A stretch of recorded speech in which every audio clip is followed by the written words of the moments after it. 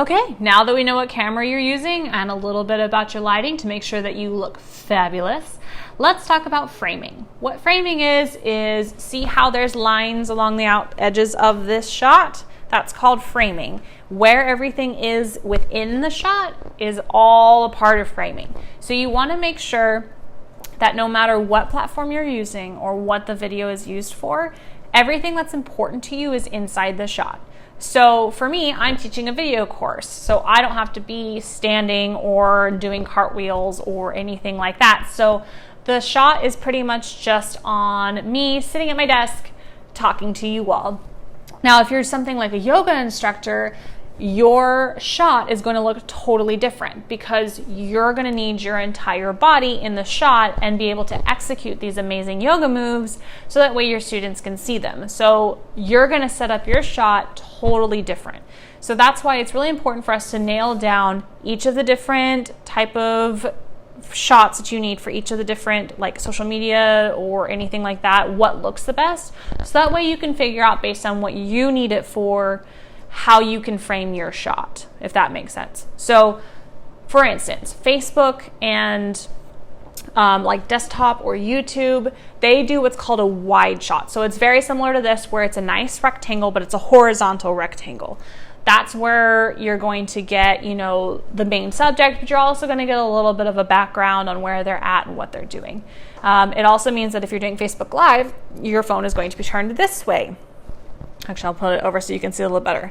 Your phone is going to be turned this way, horizontal. A lot of people like to do their lives vertical, but if you notice when people do their Facebook Lives vertical, you get those black boxes on either side. That means that they're doing it this way, which works fine, but it doesn't actually look the best on Facebook. Now, this way works great for things like Snapchat or, you know, any sort of thing where they need to have that vertical shot. Pinterest is a great example. Most of the pins in Pinterest things are vertical rectangles.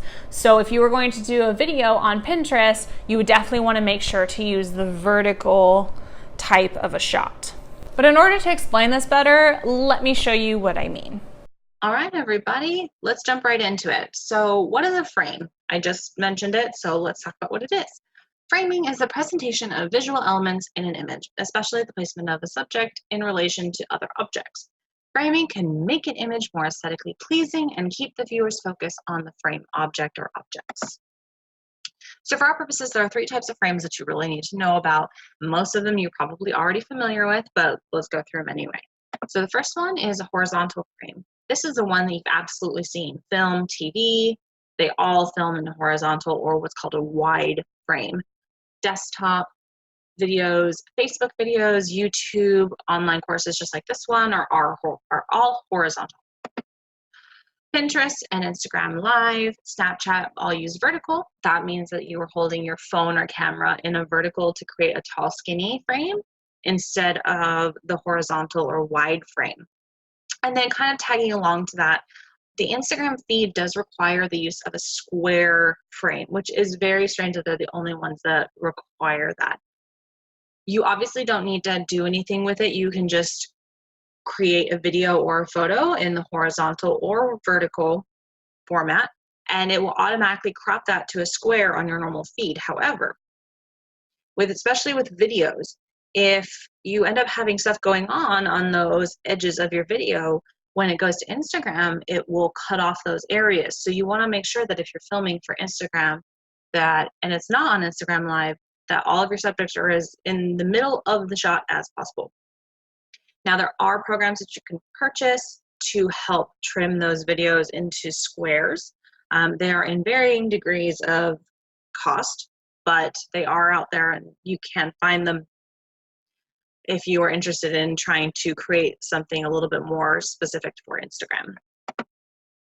But obviously, there is far more to video than making sure the camera is at the right angle.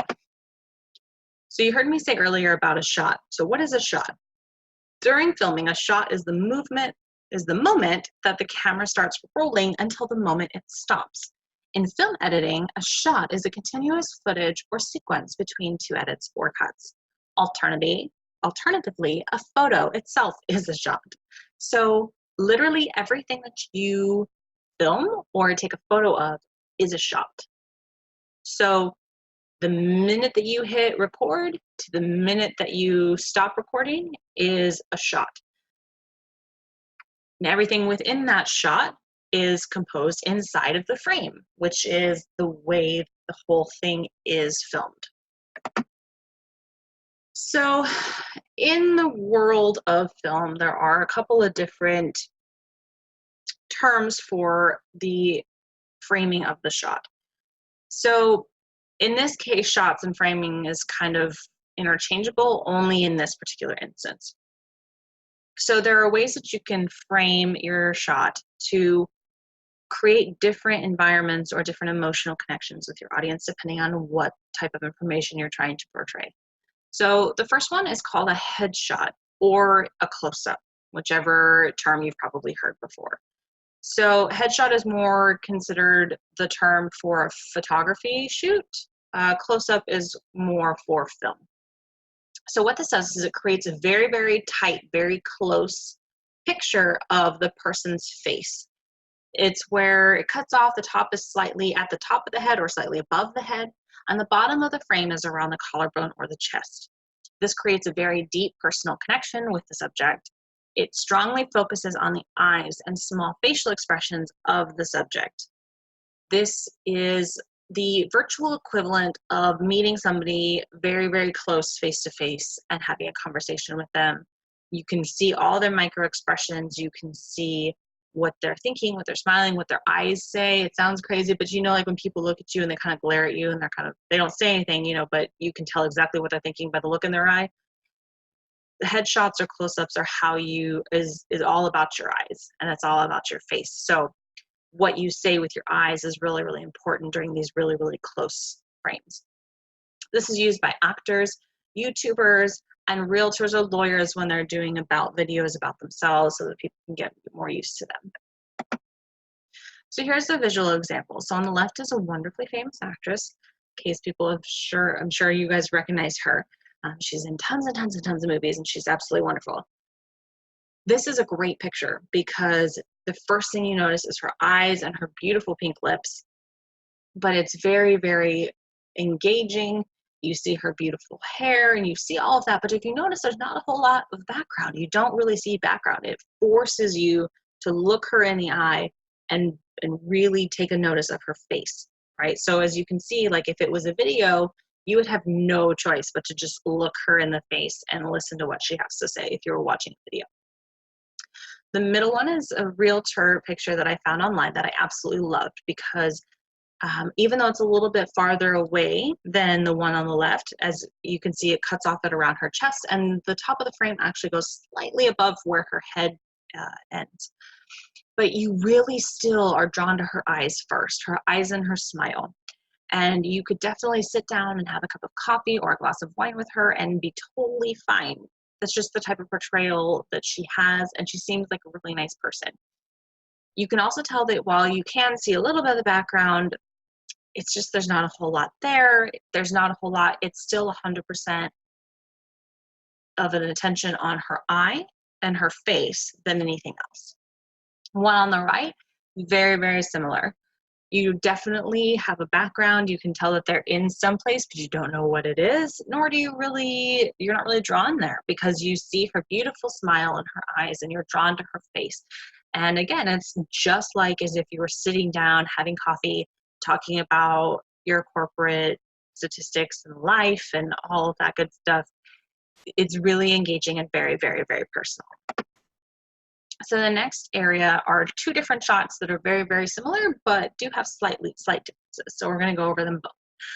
One is called the mid shot, which basically means the bottom of the frame is around the stomach or the waist, whereas the top is slightly above the head. Now you're probably unconsciously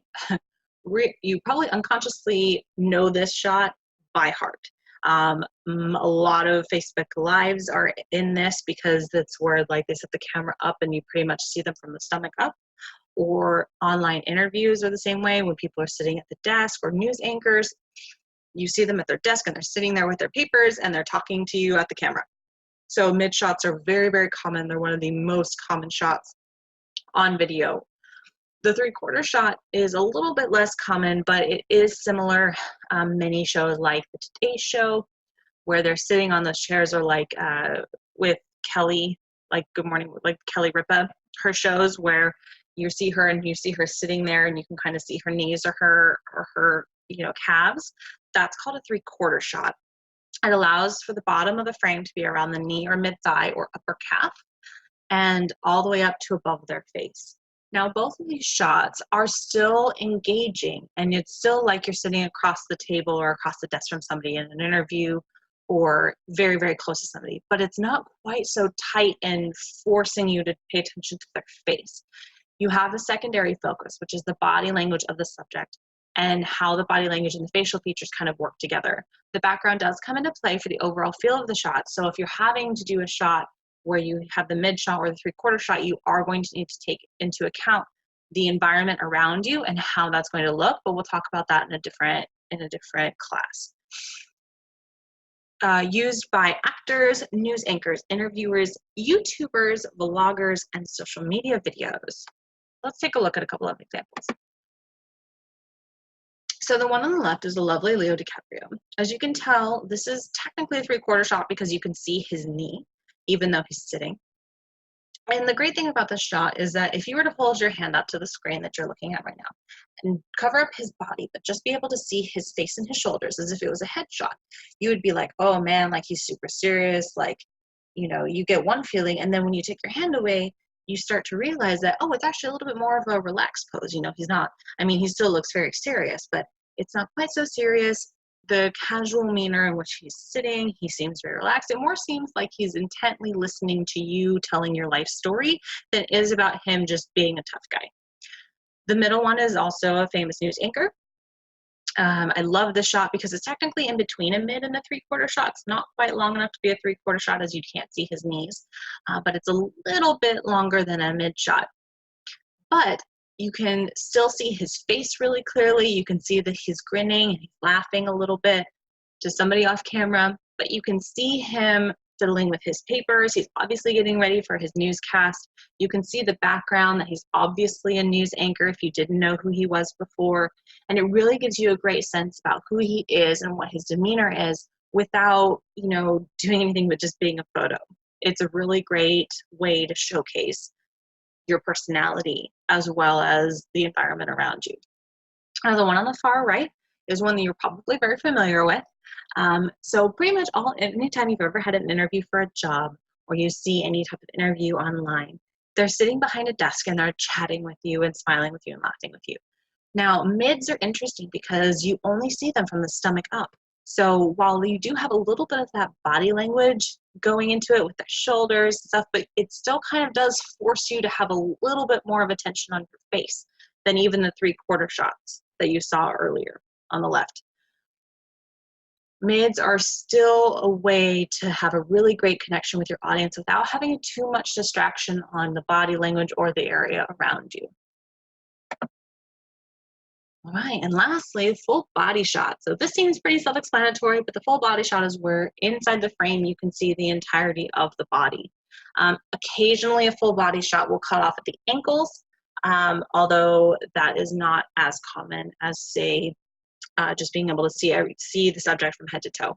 And horizontal is the same way, as long as the frame is outside the head or toe of the subject, the same way.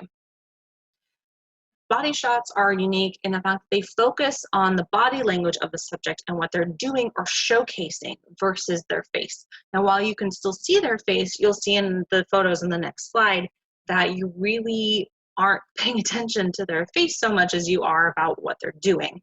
It's kind of like when you're watching videos of martial artists. When they're doing their amazing martial arts, karate, kung fu moves, you're paying attention to what their body does, not so much about what their face is doing while they're executing those moves. It's the same thing.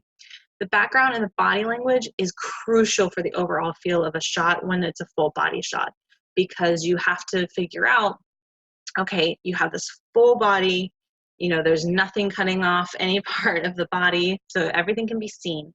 The background is clearly seen because you have to be far enough away that you can see the full subject. So you want to make sure that the background is all the same. And again, we'll talk about this in a later part of this class, but it is super crucial for a full body shot.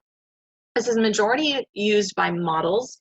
It's also used by actors. Speakers are big with full body shots because most of the time when they're being recorded for, doing their speaking, they're going to be in either 3/4 or full body shot because they're going to be walking across the stage and they need to be able to be comfortable with that.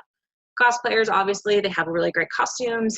Some YouTubers, if they're more active, like martial arts, like I said before, or athletics, or any type of dance, anything like that, those type of YouTube videos are definitely taking advantage of the full body shot. And some vloggers do full body shots. It depends on what they're doing in that particular vlog and what they're showcasing, but sometimes, occasionally, they will be used for that. So let's take a look. So the first one on the left is a picture of an aspiring young actress. And I love this picture because while you see her beautiful, shining, smiley face and the beautiful blonde hair, the first thing I'm personally drawn to is her hips. Like how she's standing, how she's leaning in the doorway. It seems really fun and kind of flirty and like, hey, I'm here. That's kind of what it screams to me, which I absolutely love.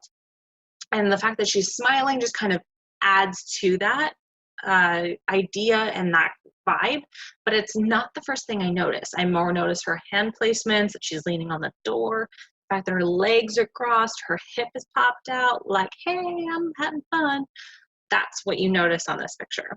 Now let's jump over Thor. We'll get to him in a minute. And let's talk about the lady on the far right.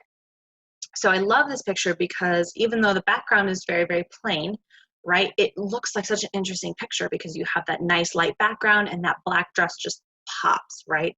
And while you can see her beautiful, lovely face, it's not the first thing you notice. You notice her long legs, the fact that the dress is flowing behind her, that kind of awesome, unique, like kind of a skip pose that she's in. That's really what you notice in this picture. And again, it's not that you can't see her face, and it's not that it's not beautiful, because it is, but you more pay attention to the action that she's showing off and showing off that gorgeous black dress that she's wearing versus trying to have a really deep emotional connection. And the fact that she's looking down away from the camera also kind of adds to that lack of connection. Now the middle one, the lovely Chris Hemsworth from Thor. This is a really great example of when you're in a really neutral position, you're not doing anything exciting like the girls on either side, but you still get a very clear sense of the mood in this. There's smoke everywhere behind him. He has his hammer ready to go. There are people behind him in armor. He has his cape on. He's got his armor on. He's ready for a fight. And even with the face, even though it's smaller and you can tell that he's obviously not smiling or anything, the first thing that you're drawn to is that hammer and the red cloak, and you know that he's ready for action. This picture is definitely a great example of the fact that in all these pictures you can see their face, and their face adds to the overall feel of the shot, but it's not the main focus.